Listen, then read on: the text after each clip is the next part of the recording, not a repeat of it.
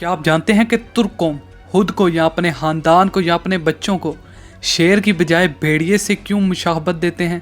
क्योंकि भेड़िया इतना गैरतमंद जानवर है कि ये अपनी आज़ादी पर कभी समझौता नहीं करता। आपने चिड़ियाघर में शेर देखा होगा, हाथी देखा होगा और बहुत से और भी जानवर देखे होंगे, मगर कभी भी आपने भेड़िया नहीं देखा होगा।